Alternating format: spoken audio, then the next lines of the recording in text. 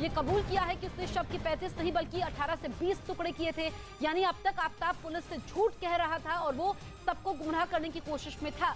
हालांकि पुलिस उससे सख्ती से पूछताछ कर रही है ताकि हत्याकांड से जुड़ा एक एक राज सामने आ सके, क्योंकि कई ऐसे सवाल अब भी इस हत्याकांड से जुड़े हुए हैं जिनका जवाब अब तक पुलिस के पास नहीं है।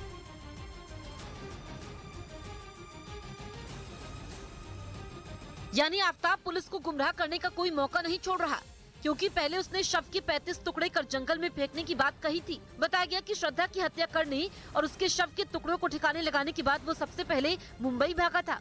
वहीं पुलिस मुंबई के अलावा उत्तराखंड और हिमाचल प्रदेश समेत उन राज्यों से भी उसके खिलाफ सबूत इकट्ठा करने में जुटी है जहां श्रद्धा और आफताब एक साथ घूमने गए थे। इसके अलावा बताया गया कि आफताब के लैपटॉप से भी पुलिस को कई जानकारियां मिली हैं, जिन्हें वो छिपाने की कोशिश कर रहा है।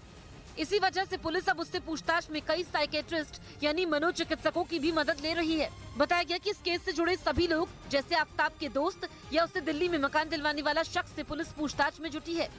वहीं श्रद्धा के परिवार के साथ साथ आफताब के घर वाले भी पुलिस के संपर्क में हैं। श्रद्धा हत्याकांड में अभी भी कई ऐसे सवाल हैं जिनके जवाब मिले बिना इस मामले की गुत्थी नहीं सुलझ सकती। खबर है कि इसी वजह से दिल्ली पुलिस ने आरोपी आफताब से पूछताछ में सख्ती बरतनी शुरू कर दी है, ताकि पुलिस को ये पता लग सके कि आफताब ने अचानक गुस्से में श्रद्धा का कत्ल किया था या फिर इसके लिए उसने पहले से ही साजिश रची थी। वहीं हत्या में इस्तेमाल हथियार और श्रद्धा के कपड़े भी पुलिस को अभी बरामद करने हैं। इसके अलावा शव के सिर समेत दूसरे हिस्सों का मिलना भी अब तक बाकी है। वहीं पुलिस को उन पॉलिथीन की भी तलाश है जिनमें शवों के टुकड़ों को रखकर जंगल में फेंका गया था। जांच में ये भी पता लगाना जरूरी है कि क्या आफताब लिव इन रिलेशन से उब चुका था या उसने किसी और के साथ दोस्ती बढ़ा ली थी, जिसकी वजह से श्रद्धा और उसके बीच झगड़े होते थे। जांच टीम को इस बात का भी अंदेशा है कि हत्या करने के बाद आफताब ने शव के टुकड़े करने और उन टुकड़ों को ठिकाने लगाने में किसी और की मदद ली थी। यानी पुलिस हर उस सबूत को इकट्ठा करने में जुटी है जिन्हें आरोपी आफताब ने या तो नष्ट कर दिया था या फिर कहीं छिपा दिया। दिल्ली की मेहरौली में हुई श्रद्धा हत्याकांड में आरोपी आफताब को कल दिल्ली के साकेत कोर्ट में पेश किया गया। कोर्ट ने उसकी पुलिस कस्टडी को 5 दिन और बढ़ा दिया है। उसे वीडियो कॉन्फ्रेंसिंग के जरिए पेश किया गया था। इस बीच साकेत कोर्ट में जबरदस्त विरोध देखने को मिला। वकीलों की भीड़ ने श्रद्धा की हत्या के आरोपी आफताब को फांसी देने की मांग की। साकेत कोर्ट में काफी देर तक गहमागहमी मची रही। वकील विरोध करते रहे। इस बीच दिल्ली के महिपालपुर में विश्व हिंदू परिषद ने कैंडल मार्च निकाला और श्रद्धा के हत्यारे को फांसी देने की मांग की। महिपालपुर के अलावा भी कई इलाकों में कैंडल मार्च निकाला गया। वहीं उत्तर प्रदेश के अलीगढ़ में भी विरोध प्रदर्शन हुआ। लव जिहाद की घटनाओं के विरोध में करणी सेना ने प्रदर्शन किया। श्रद्धा हत्याकांड में दिल्ली पुलिस की टीम लगातार सर्च ऑपरेशन कर रही है। मेहरौली के जंगलों में लगातार श्रद्धा के शव के टुकड़ों की तलाश चल रही है। आफताब ने जो जगह बताई उसी के आसपास सर्च ऑपरेशन को अंजाम दिया जा रहा है, लेकिन अभी तक ये कंफर्म नहीं हो पाया है कि शव के टुकड़े श्रद्धा के ही हैं या किसी और के। पुलिस ने अब दिल्ली के 15 जिलों के 178 थानों को भी इस जांच में शामिल कर लिया है। सभी थानों से ये पूछा गया कि मई महीने से जितने भी अज्ञात शव या टुकड़े बरामद हुए हैं उनकी जांच में क्या रिजल्ट आया है। वहीं जांच के समय पुलिस को आफताब के दिल्ली वाले फ्लैट से ये वैक्यूम क्लीनर मिला है। शक है कि इसी वैक्यूम क्लीनर का इस्तेमाल आफताब ने फर्श पर बिखरे खून को साफ करने के लिए किया था। हालांकि इसकी पुष्टि फॉरेंसिक जांच के बाद ही होगी। इस वैक्यूम क्लीनर का इस्तेमाल वो साफ सफाई के अलावा भी क्या श्रद्धा की बॉडी से जो बॉडी को जब चॉप किया उसके बाद क्या किसी तरीके से सबूत मिटाने के लिए उसका इस्तेमाल में लाया गया। इस बीच दिल्ली पुलिस को आरोपी आफताब के नार्को टेस्ट की भी मंजूरी मिल गई है। आफताब ने अब नार्को टेस्ट करवाने की हामी भर दी है। माना जा रहा है कि नार्को टेस्ट के जरिए आफताब से कई राज फाश होंगे। दिल्ली पुलिस आफताब को उत्तराखंड और हिमाचल प्रदेश भी लेकर जाना चाहती है। श्रद्धा और आफताब दोनों इन दोनों ही जगह पर गए थे। उधर दावा किया गया कि खैरसौन में रूसी सैनिकों ने वहां के लोगों और यूक्रेन के सैनिकों के साथ बर्बरता की। यूक्रेन के अधिकारियों ने 63 शव भी बरामद किए जिनके शरीर पर टॉर्चर के निशान मिलने का दावा किया गया। यूक्रेन के अधिकारियों ने बताया कि खैरसौन से रूसी सैनिकों के जाने के बाद ये शुरुआती जांच है। दावा है कि आगे और भी खौफनाक तस्वीरें सामने आ सकती हैं। इस वक्त की बड़ी खबर मुंबई मुंबई पुणे एक्सप्रेसवे पर बड़ा सड़क हादसा हो गया। 2 गाड़ियों की टक्कर में 5 लोगों की मौत हो गई है। बड़ी खबर मुंबई पुणे एक्सप्रेसवे पर हादसे से जुड़ी हुई। यहां पर रफ्तार का कहर देखने को मिला। 2 गाड़ियों की जोरदार टक्कर होती है जिसमें 5 लोगों की जान चली गई है, 3 घायल हुए हैं। रफ्तार इतनी तेज थी कि गाड़ियों के ड्राइवर को संभलने का मौका नहीं मिला। गाड़ी बेकाबू हो जाती है और आमने सामने की जोरदार टक्कर में 5 लोगों की जान चली गई है जबकि 3 लोग घायल हैं।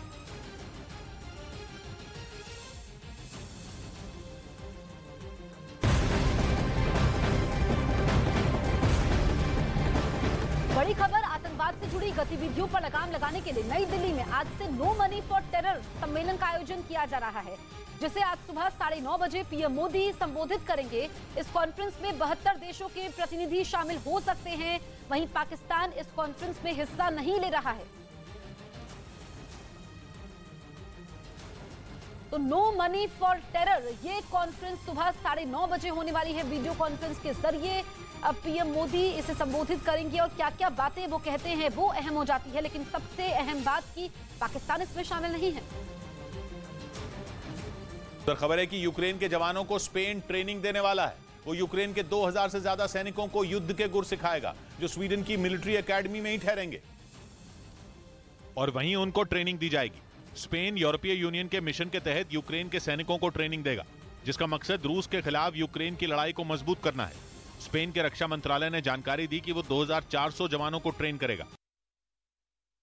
इस बीच राजस्थान के पाली जिले में लूट की हैरान करने वाली वारदात हो गई, जिसमें महज 50 सेकंड में लुटेरों ने पिस्तौल की नोक पर बैंक लूट लिया और फरार होने में कामयाब हो गए। दोनों लुटेरे हेलमेट पहनकर बैंक में घुसे थे, जोर जोर से चिल्लाने लगे और पिस्तौल दिखाकर बैंक के कर्मचारियों को धमकाने लगे और हाथ पीछे करने की चेतावनी दी।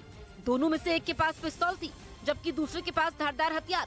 लुटेरे बैंक में बेखौफ होकर कर्मचारियों को धमकाते रहे। इस बीच ब्रांच में केवल 5 ही लोग मौजूद थे।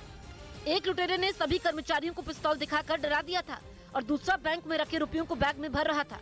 थोड़ी ही देर में दोनों ने बैंक से 3 लाख रुपए कैश लेकर पिस्तौल दिखाते हुए फरार हुए। बैंक में लगे सीसीटीवी कैमरे में लूट की ये वारदात रिकॉर्ड हो गई। महज 50 सेकंड में दोनों लुटेरे बैंक से 3 लाख कैश लूटकर गायब हो गए। बताया गया कि दोनों आरोपियों ने हेलमेट भी लगाया हुआ था और चेहरे पर नकाब भी लगाया हुआ था ताकि उनकी पहचान न हो पाए। लूट की ये घटना पाली जिले के जार्डन के एसबीआई बैंक के ब्रांच में हुई है। दावा किया गया कि अमेरिका के शक्तिशाली मल्टीपल रॉकेट लॉन्चर सिस्टम हाइमार्स को रूस डिकोड करने में जुटा है। ऐसा इसलिए क्योंकि जंग की शुरुआत से ही यह पुतिन की सेना के लिए सिरदर्द बना हुआ है और युद्ध में यूक्रेन की सबसे बड़ी ताकत बनकर उभरा है। यूरेशियन टाइम्स वेबसाइट ने दावा किया कि रूस अब इससे दागी जाने वाली मिसाइलों की जांच में लगा है ताकि इससे बेहतर मिसाइल बनाकर यूक्रेन और अमेरिका को सबक सिखा सके। जानकारी के मुताबिक रूस हाइमार्स के सटीक निशाना लगाने की तकनीक को समझने की कोशिश में है, जिसका इस्तेमाल वो अपने मिसाइल सिस्टम में करना चाहता है। वहीं रूस के हाथ हाइमार्स की मिसाइल लगते ही अमेरिका और यूक्रेन की चिंता बढ़ गई, जिसके बाद दावा यह किया गया कि रूस तक हाइमार्स पहुंचाने का काम किसी तीसरे देश ने किया, जिसे डिकोड कर वो इसकी कमजोरी का पता लगाने में जुट गया ताकि यूक्रेन के वार को बेअसर किया जा सके। दावा है कि वो हाइमार्स के उन हिस्सों के बारे में जानकारी जुटाना चाहता है जहां वार करने से उसका निशाना बिगाड़ा जा सके।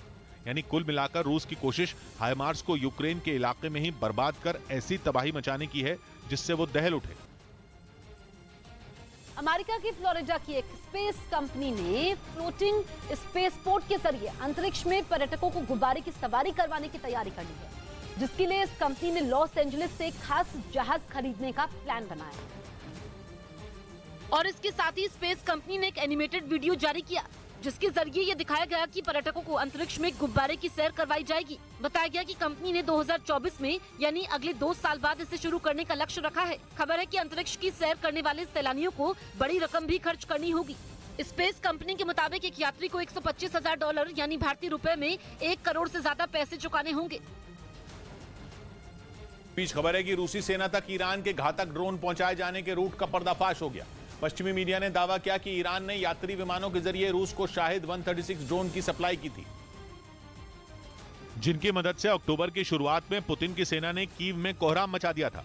उसने यूक्रेन के पावर प्लांट तबाह किए और तुर्की के बारकताश TB2 ड्रोन को धूल चटाई। पिछले 1.5 महीने से ईरान के आत्मघाती ड्रोन यूक्रेन की जंग का रुख पलट रहे हैं। रूस की सेना बड़े पैमाने पर ईरान के ड्रोन का इस्तेमाल कर रही है।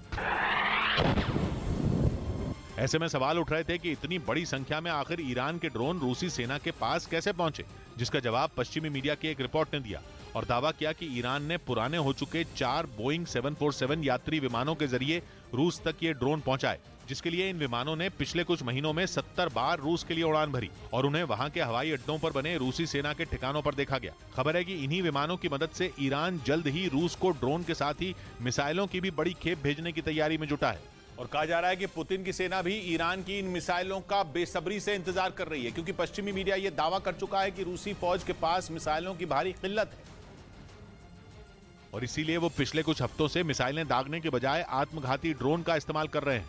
लेकिन अब ईरान के ड्रोन ही नहीं बल्कि ईरान की मिसाइलें भी इस जंग में इस्तेमाल होंगी। खबर है कि ईरान की 2 मिसाइलें ऐसी हैं जिन्हें रूस भेजे जाने की तैयारी हो चुकी है। पहली है फतेह 110।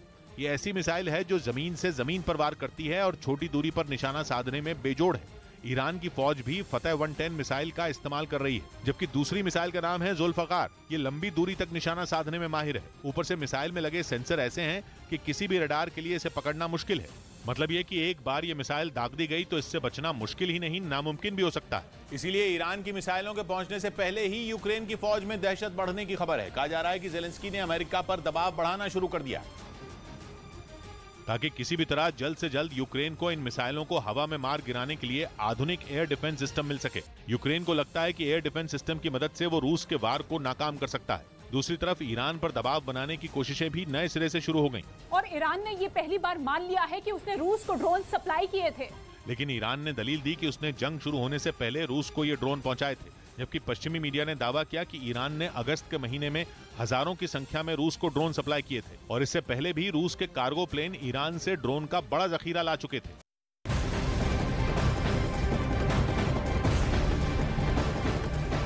सुरक्षा परिषद की बैठक में भारत ने कश्मीर मुद्दे को उठाने पर पाकिस्तान को घेरा और कहा कि पाकिस्तान कुछ भी कहे पर जम्मू कश्मीर भारत का अखंड हिस्सा है।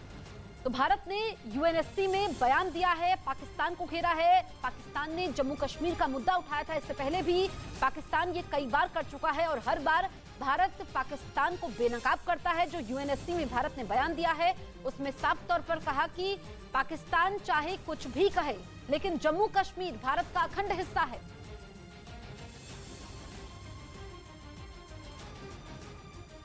खबर है कि यूक्रेन में मार गिराए गए ईरान के ड्रोन की जांच में इस बात की पुष्टि हो गई कि उसमें अमेरिका और इजरायल के पुर्जे लगे थे। इस बात का दावा पश्चिमी मीडिया ने यूक्रेन की एक जांच रिपोर्ट के हवाले से किया।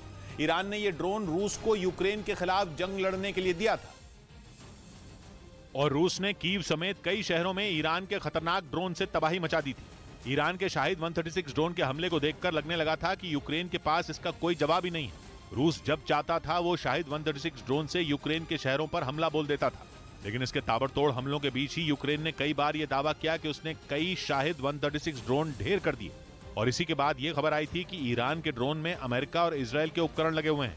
लेकिन अब दावा किया गया कि यूक्रेन की जांच रिपोर्ट में इस बात की पुष्टि हो गई। दावा है कि ईरान के ड्रोन में सिर्फ अमेरिका और इजरायल ही नहीं बल्कि जापान और दूसरे कई देशों के उपकरणों का भी इस्तेमाल किया गया। लेकिन ड्रोन में जो सबसे अहम पुर्जा इस्तेमाल किया गया वैसा उपकरण इजरायल की कंपनी बनाती है। ये पुर्जा ड्रोन में लगाया जाने वाला लेंस है जिसकी मदद से वो जासूसी करने के साथ हमले की सटीक लोकेशन का भी पता लगाता है। इस दावे के बाद अब इस बात का पता लगाया जा रहा है कि ईरान के हाथ इजराइल में बने लेंस कैसे लगे, क्योंकि इजरायल और ईरान के बीच की दुश्मनी जग जाहिर है। ऐसे में माना जा रहा है कि लेंस बनाने वाली कंपनी का हाथ इसके पीछे हो सकता है। हालांकि इस खबर के सामने आने के बाद ये चर्चा भी तेज हो गई कि यूक्रेन को उसी ड्रोन ने परेशान किया जिसमें उसके मददगार अमेरिका के भी उपकरण का इस्तेमाल किया गया।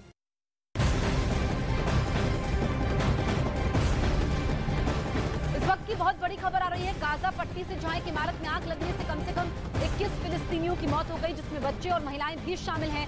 इस आगजनी में कई लोग घायल हुए हैं। उत्तरी गाजा पट्टी में घनी आबादी वाले जाबालिया शरणार्थी शिविर में एक 4 मंजिला रिहायशी इमारत की ऊपरी मंजिल में आग लगी और आग को काबू पाने में दमकल कर्मियों को 1 घंटे से ज्यादा का समय लग गया। तो तस्वीरें आप देख सकते हैं, रिहायशी इमारत ये बताई जा रही है गाजा पट्टी में जहां पर आग लगी। इसमें महिलाओं और बच्चों समेत कई लोगों की मौत हुई है। आग काफी भीषण थी, 21 लोगों की जान चली गई जिनको कुछ समझने का मौका ही नहीं मिला और वो मौत की नींद सो गए। आग पर काबू पाने के लिए दमकल कर्मियों को कड़ी मशक्कत करनी पड़ी। लगभग 1 घंटे बाद आग पर काबू पाया गया। पश्चिमी मीडिया ने दावा किया कि यूक्रेन की सेना अब लुहांस्क पर बड़ा हमला करने की तैयारी में है ताकि खैरसॉन की तरह वहां से भी रूसी सेना को खदेड़ा जा सके। 30 सितंबर को पुतिन ने लुहांस्क, डोनेस्क, खैरसॉन और जापोरिजिया को रूस में मिला लिया था। लेकिन इसके बाद भी इन प्रांतों में यूक्रेन की सेना ने पुतिन की फौज के आगे घुटने नहीं टेके। सबसे पहले ज़ेलेंस्की के सैनिकों ने खैरसॉन को पुतिन के चंगुल से छुड़ाने के लिए वहां ताबड़तोड़ हमले किए। कई दिनों तक चली भीषण जंग के बाद यूक्रेन की सेना ने वहां के कई इलाकों को रूस से छीन लिया। दावा किया गया कि पश्चिमी देशों से मिले हथियारों से यूक्रेन ने इतने जोरदार हमले किए कि रूसी सेना के पैर ही उखड़ गए। पश्चिमी मीडिया का दावा है कि खैरसॉन में रूसी फौज के पिछड़ने के बाद पुतिन ने वहां से अपने सैनिकों को निकल जाने का आदेश दे दिया, जिसके बाद ज़ेलेंस्की की सेना ने खैरसॉन के एक बड़े हिस्से पर कब्जा कर लिया। और अब खबर है कि खैरसॉन की तरह ही लुहांस्क को भी पुतिन के कब्जे से छुड़ाने के लिए यूक्रेन ने अपनी तैयारियों को धार देना शुरू कर दिया है। और दावा किया जा रहा है कि रूसी सेना पर प्रहार करने के लिए यूक्रेन की फौज वहां भारी संख्या में ताकतवर टैंकों को तैनात कर रही है। इसके अलावा ड्रोन और मिसाइलों से भी हमले करने की प्लानिंग की जा रही है ताकि पुतिन की सेना को संभलने का मौका ही न मिले। असल में खैरसॉन में जीत हासिल करने के बाद यूक्रेन के सैनिकों के हौसले बुलंद हैं। वो दुगने जोश के साथ लुहांस्क को भी रूस से छीनने के लिए अपनी पूरी ताकत से जुटे हैं।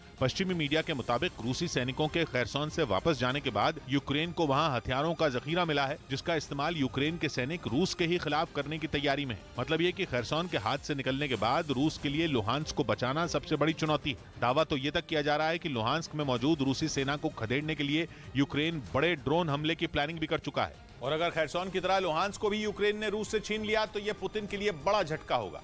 पश्चिमी मीडिया का दावा है कि यूक्रेन जंग में रूसी सेना लगातार पिछड़ती जा रही है और यूक्रेन की सेना का पलड़ा भारी होता जा रहा है, क्योंकि कुछ रोज पहले ही यूक्रेन ने लुहांस्क में रूसी सैनिकों के सरेंडर करने का दावा किया था। सबूत के तौर पर उसने बाकायदा एक वीडियो भी जारी किया था जिसमें रूसी सैनिकों के हाथ बंधे हुए नजर आए थे। दावा किया गया कि रूस ने नए भर्ती किए गए इन सैनिकों को लुहांस्क में तैनात किया था, लेकिन यूक्रेन की सेना ने जोरदार हमले कर इन्हें सरेंडर करने के लिए मजबूर कर दिया। यूक्रेन का दावा है कि रूस अब इतना बौखला गया है कि लुहांस्क में पुलों को तबाह करने में जुटा है। यही नहीं, वो बारूदी सुरंगें भी बिछाने में लगा है ताकि यूक्रेन की सेना को आगे बढ़ने से रोका जा सके। पश्चिमी मीडिया का दावा है कि जापोरिजिया और डोनेस्क में भी यूक्रेन ने रूस की हालत खस्ता कर दी है। बताया यह भी जा रहा है कि लुहांस्क में जीत हासिल करने के बाद यूक्रेन की सेना जापोरिजिया और डोनेस्क की तरफ कूच कर जाएगी। इधर मध्य प्रदेश के सतना में बच्चा चोरी के शक में एक आदमी को अस्पताल के बाहर पेड़ से बांधकर परिवार वालों ने सजा दी, जिसका वीडियो भी सामने आया। वीडियो में एक आदमी पेड़ से बंधा हुआ दिखा। अस्पताल परिसर के बाहर बड़े से पेड़ के नीचे लोहे की चेन से आदमी को बांधा गया था। इस बीच आदमी हाथ जोड़कर बैठा दिखा, जिसके थोड़ी देर बाद आदमी से दंड बैठक भी करवाई गई और फिर जाकर लोगों ने उसको छोड़ा, जिसके बाद आदमी अस्पताल से बाहर की तरफ तेजी से भागता नजर आया। असल में ये नजारा सतना के जिला अस्पताल के बाहर का बताया गया, जहाँ से इस आदमी को कुछ लोगों ने बच्चा चोरी के शक में पकड़ा था। जिसके बाद अस्पताल में मौजूद लोगों ने पहले इस आदमी की पिटाई की, फिर उसको लोहे की चेन से पेड़ के पास बांध दिया। इस बीच आदमी हाथ जोड़ता और माफी मांगता दिखा, जिसके बाद लोगों ने आदमी से दंड बैठक करवाकर उसे छोड़ा। यूक्रेन की जंग में पहले तुर्की के बारख्ताच और अब ईरान के शाहिद ड्रोन का दम देखने के बाद चीन ने ड्रोन का काम तमाम करने वाला हथियार बना लिया। वो भी ऐसा हथियार जिसे किसी विस्फोटक की जरूरत नहीं, बल्कि वो लेजर से ही ड्रोन को जलाकर राख कर सकता है। यानी ड्रोन का ऐसा किलर जो बिना किसी धमाके के चुपके से ही शिकार कर ले और दुश्मन की कमर तोड़कर रख दे। अपने एक एयर शो में चीन ने LW-30 laser defence weapon system को दुनिया के सामने पेश किया। बताया गया कि चीन का ये एंटी ड्रोन सिस्टम तेज भी है और किफायती भी। उसका एक वार महज $2 यानी भारतीय रुपयों में महज 163 रुपए का पड़ता है। और तो और बाकी एयर डिफेंस सिस्टम के मुकाबले चीन का ये लेजर सिस्टम कई टारगेट पर एक साथ और सटीक निशाना साध सकता है। जंग में ड्रोन के बढ़ते इस्तेमाल को देखते हुए कई देश laser based anti drone system बना रहे हैं। इजराइल भी इसे बना चुका है और हाल ही में ब्रिटेन ने भी अपनी लेजर कैनन का टेस्ट किया है। ईरान में प्रदर्शन के समय आगजनी और हिंसा थमने का नाम नहीं ले रही। 63 दिनों से जारी हिजाब के खिलाफ प्रदर्शन में प्रदर्शनकारियों ने कई शहरों में आगजनी की है। ईरान की राजधानी तेहरान में प्रदर्शनकारियों ने एक बैंक को आग के हवाले कर दिए, तो यहाँ पर प्रदर्शनकारी रुकने का नाम नहीं ले रहे हैं। पिछले 63 दिनों से ईरान में इसी तरीके से लोग सड़कों पर है, आगजनी कर रहे हैं हिजाब के खिलाफ। और इसमें बड़ी बात यह है कि कई शहरों में आगजनी की गई है, जिसमें एक बैंक को भी फूंका गया है। तेहरान में बैंक में आग लगाई गई है और पुलिस इन प्रदर्शनकारियों को काबू करने में नाकाम साबित हो रही है। तो तेहरान से तस्वीरें आप देख सकते हैं, आगजनी और हिंसा लगातार वहां पर जारी है। पश्चिमी मीडिया ने दावा किया कि चीन से मुकाबला करने के लिए ताइवान ने भी अपनी तैयारियों को धार देनी शुरू कर दी। कुछ रोज पहले ही शी जिनपिंग ने अपनी सेना को युद्ध के लिए तैयार रहने का आदेश दिया था, जिसके बाद यह दावा किया जा रहा है कि चीन ताइवान पर किसी भी वक्त हमला कर सकता है। अगस्त में नैन्सी पेलोसी के ताइवान दौरे के बाद से ही चीन आग बबूला है। ताइवान को डराने के लिए उसने कई हफ्तों तक मिलिट्री ड्रिल भी की। इस दौरान चीन ने इतनी मिसाइलें दागी जिसे देखकर ऐसा लगा जैसे कोई जंग छिड़ी हो। चीन की कोशिश यह है कि जंग से पहले ही उसके हथियारों के डर से ताइवान सरेंडर कर दे। लेकिन शी जिनपिंग की परेशानी ये है कि ताइवान पर कब्जा करने के लिए उसे अमेरिका से उलझना पड़ेगा, क्योंकि अमेरिका कई बार यह ऐलान कर चुका है कि अगर चीन ने ताइवान पर हमला किया तो उसे गंभीर नतीजे भुगतने होंगे। मतलब ये कि ताइवान के आगे अमेरिका ढाल बनकर खड़ा है। इसी वजह से ताइवान चीन के हर पैंतरे का करारा जवाब भी दे रहा है। और अब खबर है कि चीन को धूल चटाने के लिए ताइवान ने अपनी तैयारियां तेज कर दी। मतलब ये कि अगर जंग हुई तो ताइवान भी चीन पर जवाबी हमले के लिए तैयार है। इस बीच चीनी सेना को चित करने के लिए ताइवान ने हेलीकॉप्टर की तरह दिखने वाले ड्रोन का परीक्षण किया, जो युद्ध होने पर दुश्मनों पर निगरानी रखने के साथ उन्हें तबाह करने की भी ताकत रखता है। एक रिपोर्ट के मुताबिक हेलीकॉप्टर जैसा दिखने वाला ये ड्रोन दुश्मन की सटीक लोकेशन का पता लगाने के लिए 60 मिनट तक हवा में रह सकता है। जमीन से सीधे उड़ान भरने वाले इस ड्रोन को 30 किलोमीटर की दूरी तक रिमोट से कंट्रोल किया जा सकता है। ताइवान का दावा है कि एंटी रेडिएशन ड्रोन की मारक क्षमता 1000 किलोमीटर से ज्यादा है और ये 5 घंटे से ज्यादा समय तक हवा में रह सकता है। इसके अलावा ताइवान ने एंटी रेडिएशन ड्रोन का भी प्रदर्शन किया, जिसे दुश्मन पर आत्मघाती हमले के लिए डिजाइन किया गया है। यही नहीं, ताइवान थेंगयान नाम का एक और ड्रोन तैयार कर चुका है, जो अमेरिका के MQ-9 रीपर की तरह ही 24 घंटे तक हवा में रह सकता है। मतलब ये कि चीन को सबक सिखाने के लिए ताइवान पूरी तरह तैयार है।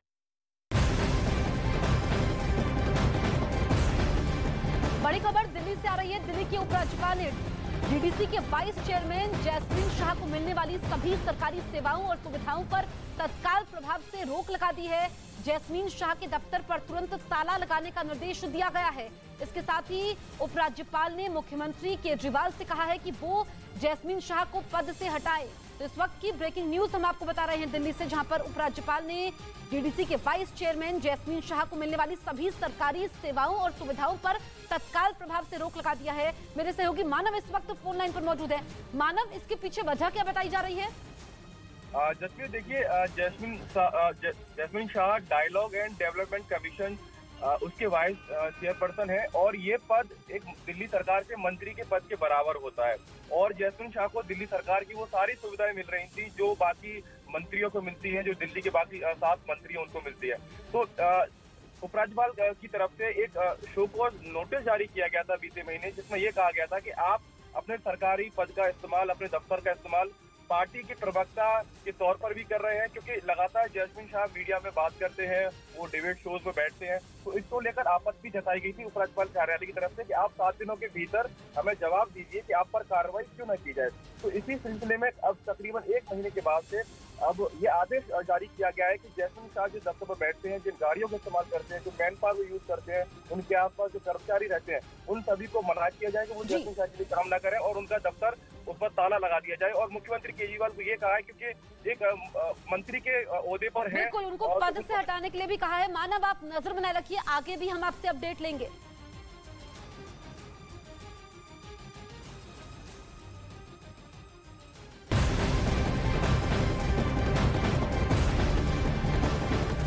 उत्तरी इराक से ब्रेकिंग न्यूज आपको बता दें, यहाँ एक गैस टैंक में जोरदार धमाका हुआ है जिसमें 6 लोगों की मौत हो गई है। तस्वीरें भी हम आपको दिखाएंगे किस तरीके से वहां पर टैंक में धमाका हुआ। इस बीच एक और बड़ी खबर हम आपको बता देते हैं। गुजरात से ये बड़ी खबर है, जहां पर कांग्रेस पर पूर्व विधायक ने गंभीर आरोप लगाए हैं। टिकट के बदले पैसे मांगने का आरोप यहां पर कांग्रेस पर लगाया गया है। पूर्व विधायक कामिनी बा ने ये गंभीर आरोप लगाए हैं कि उनसे टिकट के बदले पैसे मांगे गए। एक एजेंट का उनके पास फोन आता है जो पैसों के लेन देन के बारे में बात करता है। तो कांग्रेस की पूर्व विधायक हैं ये, जिन्होंने गंभीर आरोप लगाए हैं। और गुजरात विधानसभा चुनाव बेहद नजदीक, दिसंबर के शुरुआती हफ्ते में 2 चरणों में ये चुनाव है और ऐसे में अब यहाँ पर ये कांग्रेस की मुश्किलें बढ़ती हुई नजर आ रही है इस खबर के बाद, क्योंकि गुजरात विधानसभा चुनाव से पहले कांग्रेस के लिए ये बुरी खबर के तौर पर देखा जा रहा है। देहगाम से पूर्व विधायक कामिनी बा ने पार्टी पर ये चौंकाने वाले आरोप लगाए हैं। उन्होंने कहा कि आगामी विधानसभा चुनावों के लिए टिकट के बदले में उनसे पैसों की मांग की गई थी। उन्होंने ये भी दावा किया कि उनके पास एक एजेंट का फोन आया था जो टिकट के बदले पैसे मांग रहा था।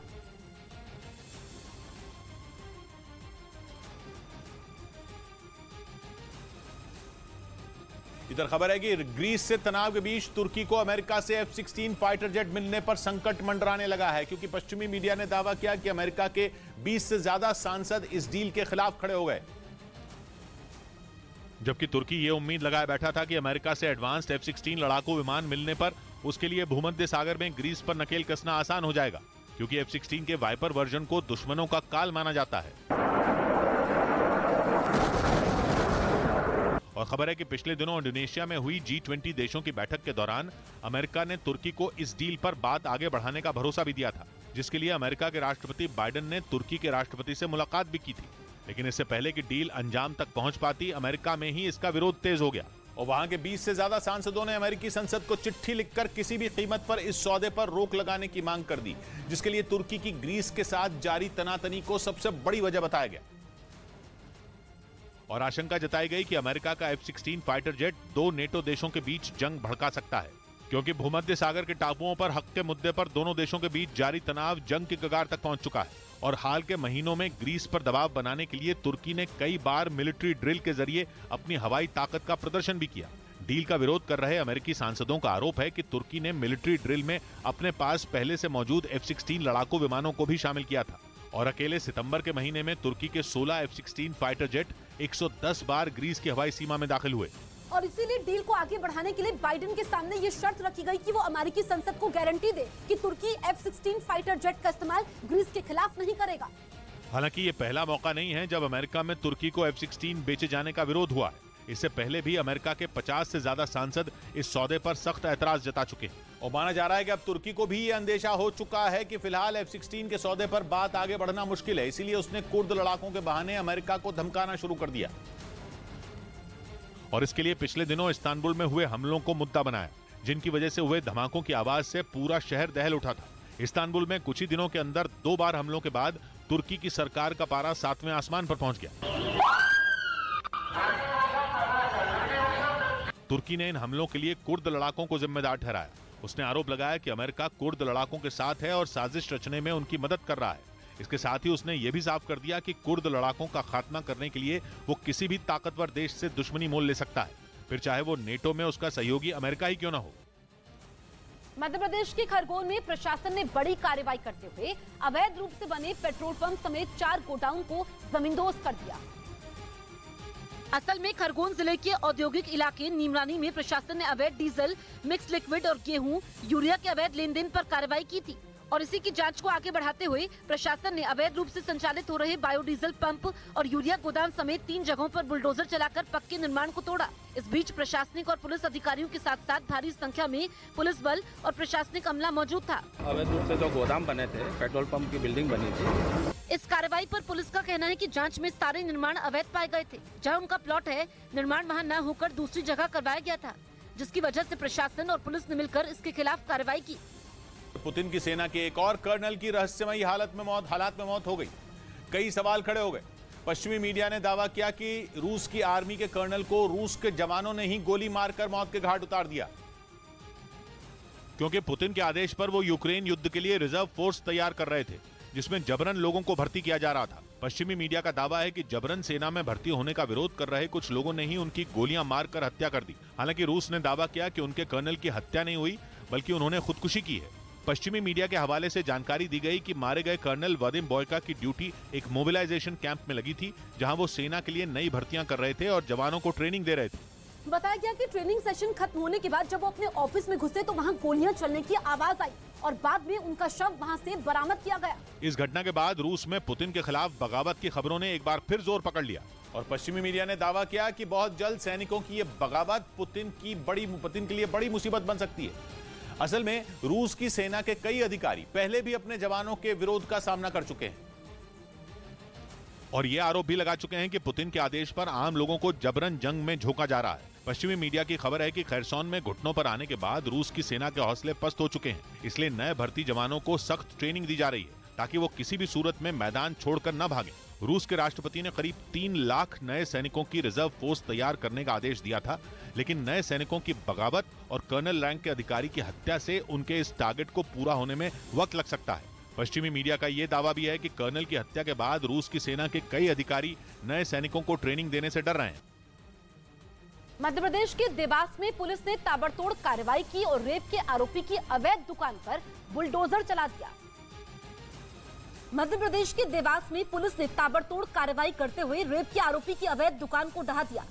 दरअसल पुलिस को आरोपी के खिलाफ एक शिकायत मिली, जिसमें महिला ने आरोपी पर रेप का आरोप लगाया, साथ ही रिपोर्ट दर्ज करवाने पर जान से मारने की धमकी की बात कही। शिकायत मिलते ही हरकत में आई पुलिस ने आरोपी को महज 6 घंटे के अंदर ही पकड़ लिया और कोर्ट में पेश कर दिया, जहां से उसे न्यायिक हिरासत में भेज दिया गया। कई गंभीर धाराओं में मामला दर्ज करने के बाद जब पुलिस को उसकी दुकान की जानकारी मिली तो पता चला कि आरोपी की दुकान अतिक्रमण में आ रही है। ऐसे में पुलिस ने कार्रवाई करते हुए उसकी मोबाइल की दुकान पर बुलडोजर चला दिया। नगर पंचायत सीएमओ से सर्वे कराया तो वह अवैध अतिक्रमण में होना पाया गया। पुलिस का कहना है कि ऐसी वारदातों में लिप्त आरोपियों को बख्शा नहीं जाएगा और उनके खिलाफ सख्त से सख्त कार्रवाई की जाएगी। उधर खरसौन में एक पुल को तबाह करने का वीडियो सामने आया। बताया गया कि हार से बौखलाए रूस के सैनिकों ने लौटते वक्त उसे उड़ा दिया, जिसकी वजह से पुल 2 जगह टूटा हुआ नजर आया। हमला इतना जबरदस्त था कि पुल के टुकड़े हो गए। बीच के हिस्से का मलबा नदी में गिरा हुआ दिखाई दिया। खरसौन का यह पुल नीप्रो नदी पर बना हुआ है। दावा है कि वहां यूक्रेन ने लगातार हमले करके रूस की फौज को काफी नुकसान पहुंचाया था। उसे खरसौन छोड़कर भागने पर मजबूर कर दिया, जिसका बदला रूस के सैनिकों ने जाते जाते पुल को तबाह करके लिया।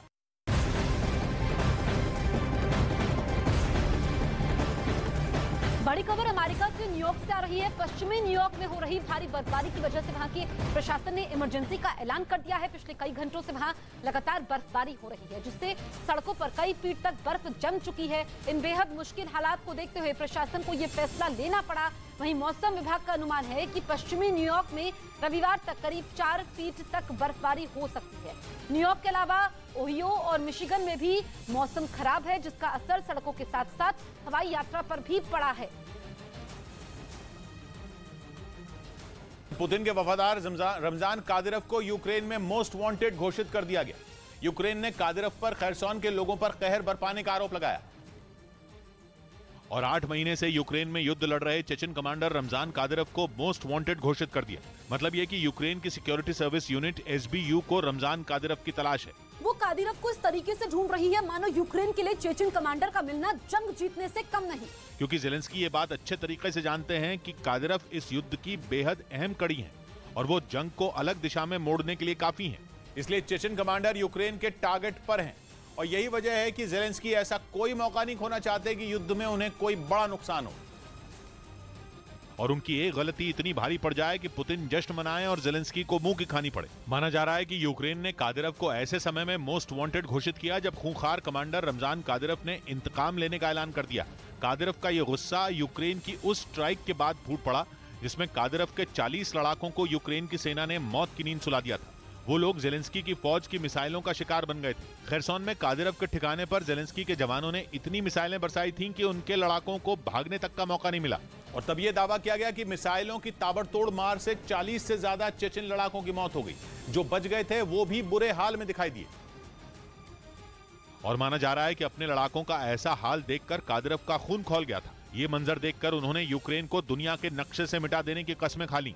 गुस्से की आग में जल रहे कादिरव ने ज़ेलेंस्की से सबसे बड़ा बदला लेने की धमकी दे दी और माना जा रहा है कि रमजान कादिरव की इस धमकी के बाद यूक्रेन दहशत में आ गया है, क्योंकि कादिरव का इतिहास सबसे खूंखार रहा है और अब लगने लगा है कि आने वाले दिनों में ही कादिरव कुछ ऐसा करेंगे जो यूक्रेन के लिए बर्बादी ला सकता है। क्योंकि पहले भी यूक्रेन के अलग अलग शहरों के साथ कीव पर ताबड़तोड़ हमलों में कादिरव के लड़ाकों ने रूसी सेना की मदद की थी। उनके दम पर ही एक के बाद एक मिसाइलों को रूस ने यूक्रेन पर दागा था और देखते ही देखते पूरे कीव की तस्वीर बदल गई थी। अब एक बार फिर यूक्रेन पर वही खतरा मंडराने लगा है, क्योंकि खबर है कि कादिरव यूक्रेन की जंग का रूस की जीत के साथ दी एंड करने के मिशन पर चल पड़े हैं। कादिरव पहले भी ये कह चुके हैं कि भले ही यूक्रेन के साथ पूरी दुनिया खड़ी हो जाए, लेकिन यूक्रेन ज्यादा वक्त तक रूस के आगे नहीं टिक पाएगा। और तो और कुछ रोज पहले ही उन्होंने पुतिन को ये सलाह दी थी कि जंग को खत्म करने के लिए वो यूक्रेन पर हमला कर दें, ताकि ज़ेलेंस्की को एक तगड़ा झटका लगे और वो घुटने टेक दें।